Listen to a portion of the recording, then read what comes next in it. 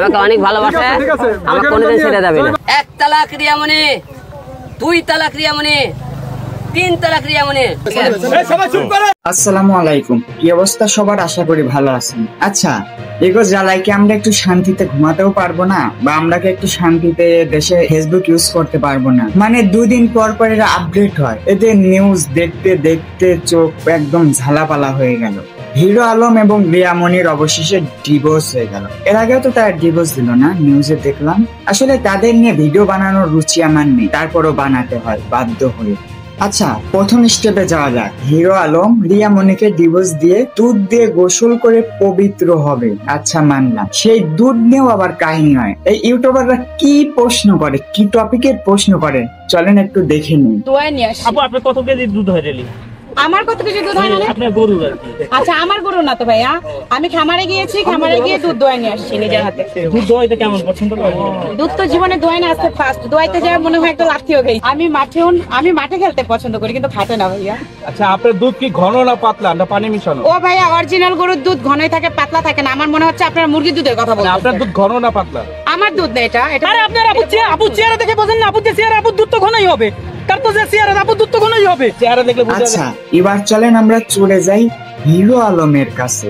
আচ্ছা হিরো আলম ভাই, আপনি রিয়ামণিকে তালাক দিবেন, ভালো কথা। এখানে আবার অভিকে টেনে আনার কি দরকার? আপনার ভালো লাগে নাই, তাকে ডিভোর্স দিচ্ছেন, ভালো। একবার অভির স্ত্রী আপনার কাছে আসে, আপনার স্ত্রী অভির কাছে যায়। ভাই আপনারা কি ইলাহি কাণ্ড শুরু? আপনাদের জ্বালাকে আমরা ভালোভাবে একটু ফেসবুকও চালাতে পারবো না? আর কি ভাগ্য আমাগো, সেই ভিডিও গুলোই আমাদের কাছে আগে আগে আসে। হিরো আলম অভির টুনটুনি কেটে দেওয়ার হুমকি দিচ্ছে। আর তুই কোনোদিন জন্ম করে দিয়ে বিয়ে করতে পারিস, তোর হোল কাটে আমি বাসি বানিয়ে দেবো।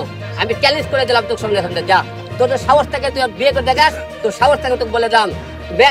সাকিব খান দেখে সাকিব জুনিয়র সাকিব কাটে ছাড়বো, আমি তোর কাটে দেবো। ওর কাছে বলে দিলাম সকলের মধ্যে, তোর সাহস থাকলে তুই বিয়ে করে, সাহস থাকলে তুই রিয়ার সামনে আসিস। আর রিয়াক বলে বলতেছি, তুই যে বলিস। আচ্ছা, এবার আমরা একটু রিয়ামণির সেই ভাইরাল ভিডিওটা দেখি, যিনি লাইভে এসে কানতে কানতে তার লাক দিয়ে একদম ভিটামিন সি বের হয়ে গেছে। তোমার মতো অকৃতজ্ঞ দ্বিতীয়টা হয় না। হ্যাঁ, হয় না, তুমি অনেক বড় অকৃতজ্ঞ। এবার আমরা মেন টপিকে চলে যাই, তো চলেন ভিডিও স্কিপ দেখি, তারপর কিছু কথা বলবো।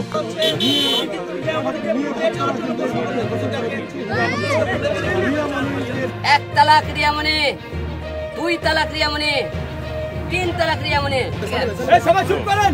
ঠিক আছে, রিয়ামণিকে আপনারা সবাই জানেন, আমি আজকে কথা দিয়েছিলাম, আজকে আমি রিয়ামণিকে তালাক দিয়ে গোসল করব। তাই আজকে মুখে তালাক আপনাকে দিয়ে দিচ্ছি, কাগজে কমপ্লিট করা হয়েছে।